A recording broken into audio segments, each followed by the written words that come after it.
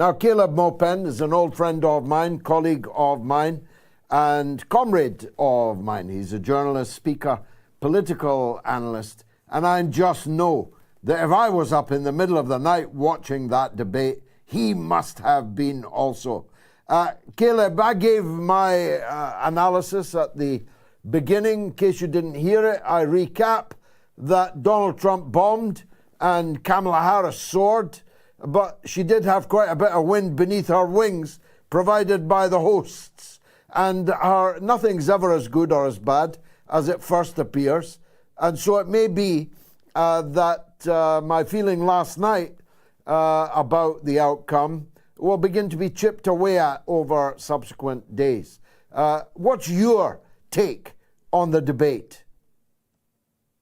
Well, I think Trump held his own pretty well in what turned out to be a 3-against-1 fight. It wasn't just a debate against Kamala Harris. It was, as you noted, a debate with the moderators as well, who stepped in to contend things that he was saying, but never once corrected or bothered to interfere when Kamala Harris went forward with her false statements. I will say the debate was, in a lot of ways, just a display of how bad politics in the United States has gotten. But Kamala Harris, she displayed her plasticity and her fakeness very well with the fake hand gestures that were clearly very rehearsed, that she'd gone over with her team. At one point, she, in her closing, she started saying, "We won't go back." And it was supposed to be a profound, epic moment, like she was in the climax of a movie. And everyone was just looking on as if, like, are you really, seriously, like, give us a break? And the fact that Kamala Harris is very, very manufactured and not genuine really, really came across. And the fact that the establishment is solidly on her side. This wasn't a fair debate by any means. I think Donald Trump held his own pretty well, in a hostile environment. So I don't think he's damaged by this debate at all. What, as Tony Blair might once have said, once you can fake the sincerity, the rest is easy. She did fake the sincerity quite well, I thought. Almost Blair-like. It's almost as if Blair had been coaching her. Maybe he did. What's the polling evidence of how the whole thing went down? Is there any polls out yet?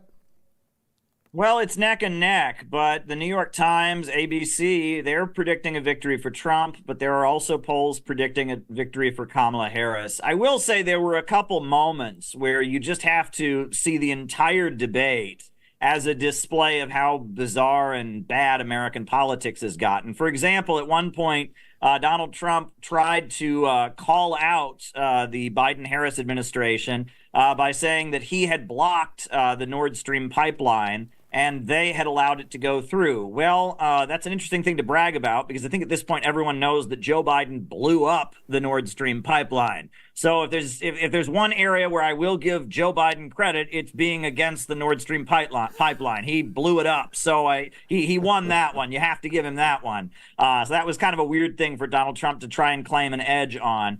The other thing that was bizarre is at one point Kamala Harris accused Donald Trump of selling computer chips to China so they could build up their military. Well, anyone who knows anything about the computer chip debate knows that that's what the United States wants. They're trying to prevent China from making their own chips. That is what the whole issue is. China would like to make their own computer chips in China, and the U.S. Congress and all kinds of sanctions and everything's being done to make sure they have to buy their chips from the United States. So that was just a weird thing for Kamala to accuse him of. In a lot of ways, the debate was just kind of a display of political ignorance, with the prejudices of various sides being played on. Kamala Harris trying to out-Trump and opposing China and talking about fentanyl. Trump trying to, appeal to different things that Kamala Harris has invoked to. It was a kind of a sad state of affairs. The one thing that did come across is that nowadays everyone kind of lives in their own social media internet bubble, and that there was a lot of code words and buzz phrases being used that appeal to certain people that have their own little corner of the internet. And that's going to be something that politicians in our time are going to increasingly have to deal with. We don't have common points of reference like we once did. The worst part for me, the saddest part for me, was when they literally vied with each other in a Dutch auction as to who loved Israel the most, who would support the crimes of Israel to the maximum degree. Who won that particular contest? Well, that's a good question. Kamala Harris, if she's going to win the election, she will need the votes of lots of Muslims in Michigan and Minnesota and Wisconsin and Illinois.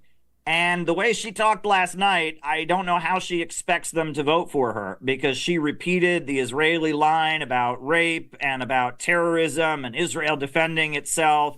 And then she said, oh, she'll make a ceasefire. Well, she's already in the White House. She's in the executive branch. She's the vice president. And everyone knows Joe Biden isn't exactly at the top of his game steering the ship. So if she was going to create a ceasefire, why doesn't she do it right now? And that's what Donald Trump really hit her hard in his closing remarks. He said, why don't you just do it? You're in office at this point. Why don't you just do it? And that was an epic line, I think, that really hammered home. The other thing is that Donald Trump, he repeatedly talked about the United States being a nation in decline, our country's being sold down the tubes, and Americans just know in their bones that's true. You go to any corner of this country, you go to the South, you go to the Midwest, you go to New England, people know that the country is falling apart and it is in decline. And for Kamala Harris to kind of poo-poo those sentiments and just try to pretend that that's not the case, or even call out Trump for saying that, as she did in her speech accepting the Democrat nomination, saying that Donald Trump is being negative and he's so negative about our country. Well,